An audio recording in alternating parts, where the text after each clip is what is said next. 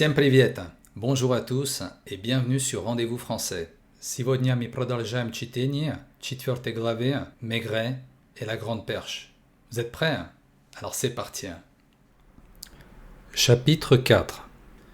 Quand Maigret rentre au quai des Orfèvres, il trouve Janvier dans le couloir. Pas encore parti, mon petit Janvier? Non, patron. J'attends de pouvoir parler à Gertrude. Qui? L'amie hollandaise de Madame Serre. Gertrude Ossing. Elle habite à Amsterdam. J'ai eu son téléphone et j'ai appelé avec l'aide d'un interprète. On a parlé avec la bonne. Elle nous a dit qu'elle rentrera à 9h. Tu as fait demander à la bonne si Gertrude parle le français? Elle le parle. Alors file. Comment? Oui, rentre chez toi. Je m'en occupe. À demain. À 9h, Maigret appelle Amsterdam. Bonsoir madame. Je vous appelle de Paris, de la police judiciaire. Police? Oui, je vous téléphone au sujet de votre amie, Maria Serre. Où est-elle? Je ne sais pas. C'est justement ce que je vous demande. Elle vous écrivait souvent? Souvent, oui. Je devais l'attendre à la gare, mercredi matin. J'y suis allé, mais elle n'est pas venue. Je suis inquiète. Votre amie a disparu. Qu'est-ce que vous voulez dire? Que vous disait-elle dans ses lettres? Beaucoup de choses. Vous croyez que Maria est morte? Peut-être. Vous a-t-elle écrit qu'elle était malheureuse? Elle n'était pas contente. Elle n'aimait pas sa belle-mère et trouvait que son mari était un enfant qui avait peur de sa mère. Récemment, elle m'a demandé de lui trouver un appartement à Amsterdam, près de chez nous. Elle voulait quitter son mari. Je le lui ai trouvé et elle n'est pas venue. Madame Hosting, pouvez-vous m'envoyer les lettres de votre amie? Bien sûr. Vous êtes sûr qu'il lui arrivait quelque chose? J'en suis convaincu. Je vais donc vous demander un service. Allez au bureau central de la police de votre ville. Vous direz à l'inspecteur de garde que vous attendiez votre amie Maria. Vous lui montrerez sa dernière lettre. Vous lui parlerez de notre conversation et vous demanderez que l'on fasse des recherches. Très bien. Après avoir remercié et salué Madame Hosting, Maigret va donner l'ordre de faire traduire les lettres par un traducteur dès qu'elles seront arrivées. Puis il rentre chez lui. Le lendemain, quand il arrive au bureau, il reçoit un coup de téléphone de la Grande Perche. « Je suis au bureau de poste, dit-elle. J'ai reçu une autre carte d'Alfred, de Rouen. Vous avez du nouveau? Oui. Quoi? Une histoire de vitre cassée. Je crois que c'est bon pour vous et pour Alfred. Vous ne pensez plus que je vous ai menti? Pas pour le moment. Puis il raccroche. On lui apporte le télégramme de la police hollandaise, demandant de faire des recherches sur la disparition de Madame Serre. Il appelle aussitôt Janvier et lui donne l'ordre de réunir une équipe. Puis à midi, ils se rendent tous chez le dentiste. Maigret sonne. Guillaume Serre lui ouvre la porte. Maigret lui tend un papier. C'est un mandat de perquisition. La vieille Madame Serre apparaît alors. Que se passe-t-il, Guillaume? Rien, maman, dit-il, d'une voix étrangement douce. Ces messieurs désirent, je crois, visiter la maison. Montez dans votre chambre. Elle hésite et ajoute. Vous serez calme, Guillaume? Mais oui, maman, laissez-nous, je vous prie. Maigret ordonne alors à son équipe de se mettre au travail. Puis il se rend chez le médecin de la jeune Madame Serre qui lui confirme qu'elle souffrait du cœur. Quand il revient chez le dentiste, les hommes ont pratiquement fini de tout fouiller. Ils ont placé certains objets, dont un revolver qui appartient à Guillaume Serre, dans une boîte pour les emporter. Maigret examine le tout, se rend dans le bureau de Serre pour voir ce que contient le coffre. Puis, il va trouver le dentiste. « Voulez-vous mettre une cravate et des chaussures, monsieur ?» lui dit-il. En effet, Serre est encore en pantoufles. Serre comprend que Maigret va l'arrêter. Sa mère, qui est à côté de lui, ouvre la bouche pour protester, mais son fils lui serre le bras et l'entraîne dans sa chambre. Puis il suit le commissaire. Quand ils arrivent dans le bureau de Maigret, il est 4 heures. « Asseyez-vous, je vous prie, dit Maigret à Serre en fermant la porte. Puis il tend à l'homme une feuille de papier.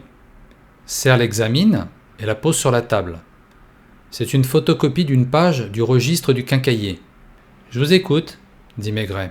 « Je n'ai rien à dire. »« Vous avez une maladie du cœur, monsieur Serre ? Hypertrophie du cœur, comme vous probablement. Votre père est mort d'une maladie du cœur quand vous aviez 17 ans. Votre première femme est aussi morte d'une maladie du cœur et votre seconde femme souffrait également du cœur. D'après les statistiques, 30% des gens environ souffrent d'un problème cardiaque. Vous êtes assuré sur la vie, monsieur Serre ? Depuis mon enfance. J'ai vu les papiers tout à l'heure. Votre mère ne l'est pas. C'est exact. Par contre, votre père l'était aussi, ainsi que votre première et votre deuxième femme. C'est assez habituel. Ce qui l'est moins, c'est de conserver, comme je l'ai vu aujourd'hui, une somme de plusieurs millions en espèces et en or dans un coffre-fort. Votre seconde femme savait-elle que tout cet argent était enfermé dans votre coffre ? Elle le savait. Vous le lui aviez dit ? Son propre argent s'y trouvait il y a quelques jours encore avec le mien. Jusqu'à quand ? Mardi. Dans le début de l'après-midi, elle est descendue et je lui ai donné ce qui lui appartenait. Comment puis-je savoir, monsieur Serre, que l'argent que j'ai trouvé dans le coffre est seulement votre argent et non le vôtre et celui de votre femme ? Sans un mot, le dentiste sort de sa poche un carnet vert qu'il tend au commissaire. Les pages sont couvertes de chiffres minuscules. Celle de gauche porte la lettre N et celle de droite la lettre M. Que signifie N ? Nous, c'est-à-dire ma mère et moi. Ce qui m'appartient lui appartient. Le M est sans doute ici pour Maria. Vous avez raison.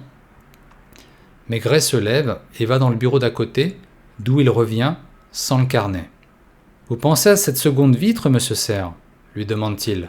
« Je ne m'en suis pas préoccupé. »« Vous avez tort. » Maigret appelle Janvier. Puis à Serre.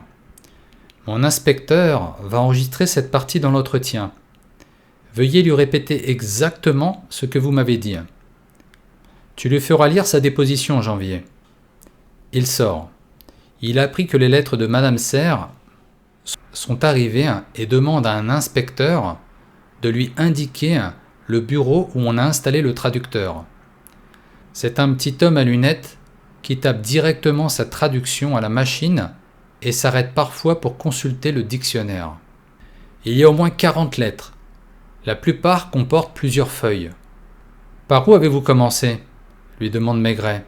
« Par le commencement. J'en suis à la 3e lettre. Je voudrais que maintenant, vous commenciez par la fin. De quand date la dernière lettre ? Dimanche dernier.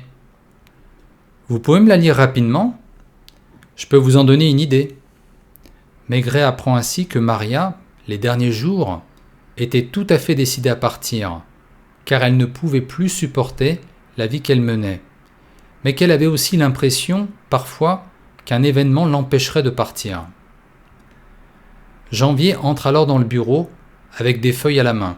« Voilà, patron, c'est fait, il vous attend. » Maigret revient dans son bureau avec les papiers que Janvier lui a remis. « Je suppose que je dois signer ?» demande Serre. « Oui, ici. Puis-je vous demander un verre d'eau ? Vous ne préférez pas du vin rouge ?» Le dentiste le regarde et fait un sourire à la fois ironique et triste. « Vous savez cela aussi, hein ? » « Cela aussi, monsieur Serre. Vous avez si peur de votre mère que vous devez vous cacher pour boire un verre. C'est une question ? Je dois répondre ? Comme vous voudrez. Sachez, monsieur, que le père de ma mère était alcoolique, et ses 2 frères qui sont morts aussi. Ma mère a toujours eu peur que je le sois aussi, car elle pense que cette tendance est héréditaire. Vous aimez beaucoup votre mère, monsieur Serre. Nous avons presque toujours vécu seuls, elle et moi. Votre mère est jalouse ? Pardon ? Je vous demande si votre mère, comme il arrive dans le cas d'une femme seule avec son fils unique, se montre jalouse de vos relations. Silence. Je n'ai pas trouvé chez vous une seule photo de votre première femme. Toujours le silence. Il n'y a pas non plus un seul portrait de votre père. Cela ne m'avait pas frappé. Est-ce que votre père menait une vie très familiale? Il sortait beaucoup. Il est mort dans son lit?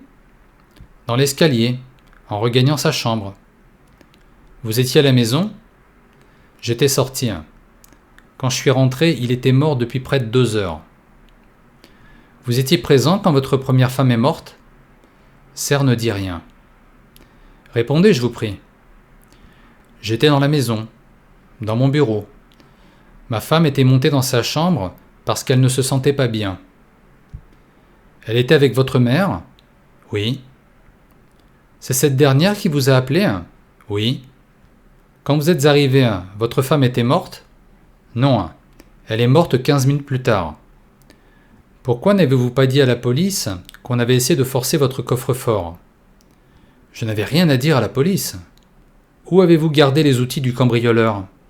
Je n'ai vu ni outils ni cambrioleur. Où est votre femme, monsieur Serre? Silence. Il faudra bien qu'on la retrouve, n'est-ce pas?